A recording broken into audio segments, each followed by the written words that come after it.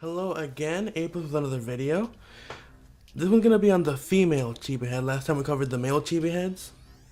And they're not really that different when it comes to head shape.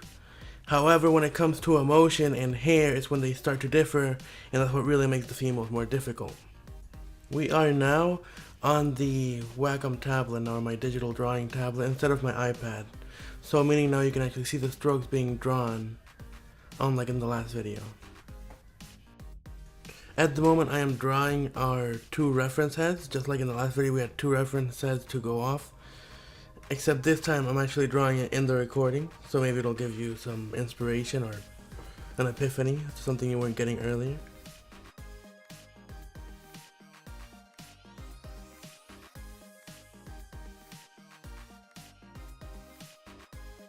One thing I do want you to keep in mind is how I use the mouth as well as the eyes for emotions. You have a lot more to play with in a female and a lot more options.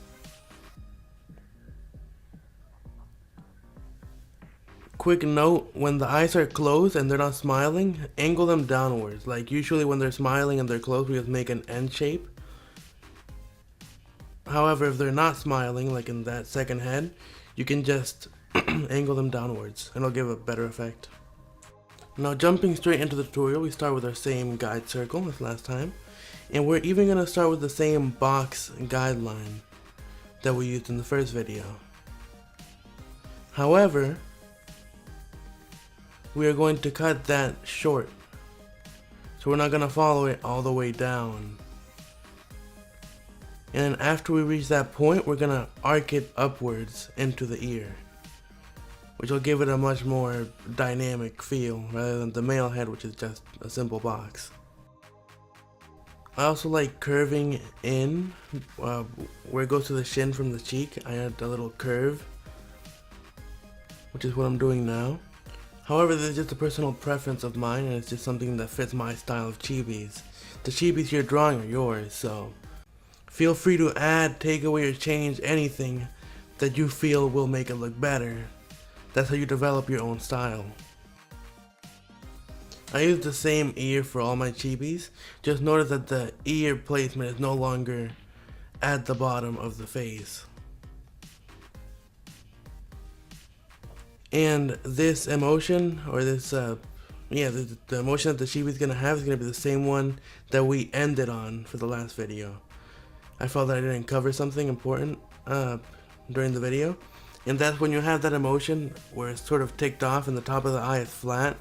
You want to have the pupil be cut off, so you're not going to see the full circle, you're going to see half of the circle. This is going to be an ongoing theme for this video, but notice how many different mouths I try.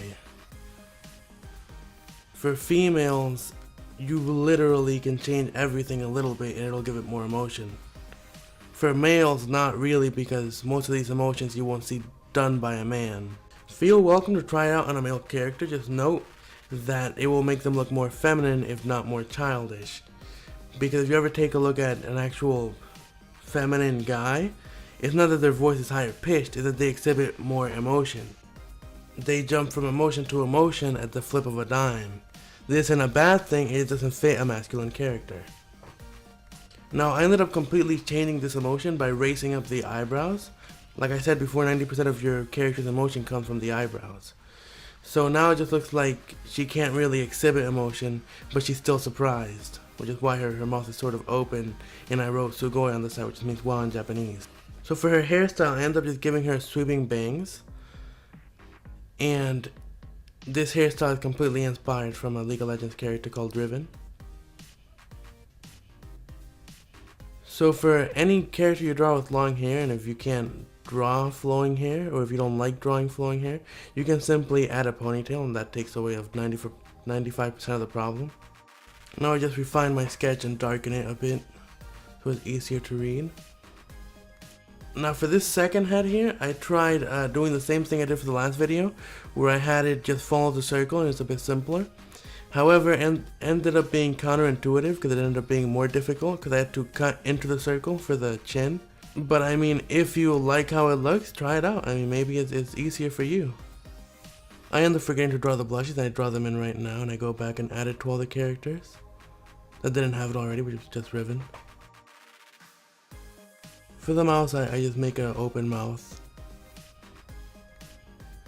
It's just a pretty generic happy face. I wasn't too happy with how it was coming out, so I just pretty much wanted to finish it as fast as possible. However, for the hair, I just added bangs. For most of my female characters, they always have bangs. And I gave her straight hair, which is the easiest out of all the hairs to draw. Mainly because the guidelines for it is just simple boxes. And the only place where it bends at is the bangs, as well as the crown of the head. But apart from that, everything else is just straight lines. Now I'm just refining the hair, and soon is where I call out that that's Riven, because that's when I actually realized that I ended up just stealing her hairstyle. However, I want you to notice that all the lines that I draw in the hair lead back to the top of the head. So from the bangs to the actual hair, they all lead back to the crown of the head. And I called out Riven. Here my brain ends up shutting down. Never force yourself to draw. If you ever get like stuck on something, you just take a quick 10-minute break and come back, and then you'll start realizing mistakes that you didn't see before. Which is why I end up fixing up Riven a little bit. And I am glad I took a break, because I ended up drawing the cutest thing I have ever seen. Like I thought cats and bunnies were the cutest things, but no. No. This is just too much. So again, we start off with that box guideline.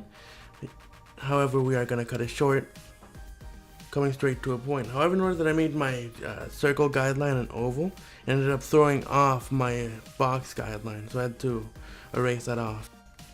I really like doing the simple smile. It's just easy to do and it looks good. So the eyes are going to be the same cross-eyed eyes we drew for the cat. There's nothing really difficult to them. And I have the eyebrows arched up because she's happy. Holy moly. She is just too adorable. A quick hairline guide. Notice that the bangs come from the hairline, though they all head back to the crown of the head, or to the middle top of the head. Throw in some ears, which are always about eye level. For chibis, I usually try ending them at the bottom of the eye as well. I grab the quick lasso tool and shrink her head a bit, because I feel that it went down too much. Holy moly, she's too adorable! Man, what is this? I'm just darkening the hair, making it easier to read. However, I did not like anything about what's going on with the top of the head, so I ended up just redrawing it a bit, breaking it into more shapes. There we go. I had to take time from when I was drawing just to point out how adorable she is. Like, she is just too much. Anyways, I don't really like how it came out with the simple version where you just follow the circle. So I don't even attempt it for the front view. If you haven't realized yet, what makes the females difficult isn't the head shape. The head shape is in fact almost the same difficulty as the male one. It's the emotion and the hair is what really makes them difficult. This one, she's more of a adult, more mature type of feel. At least that's what I get from her. And I gave her a hoodie. So again, if you don't like drawing long flowing hair, if you can't draw long flowing hair, just find ways to hide it, honestly. For example, I can't draw feet, so they're always wearing socks. Now I go back and I end up guiding the lines back to the crown. I like my hair to look segmented like that, sort of blocky. It's just sort of my style. So I've been mentioning emotion through this entire video, and I'm going to reiterate some of them.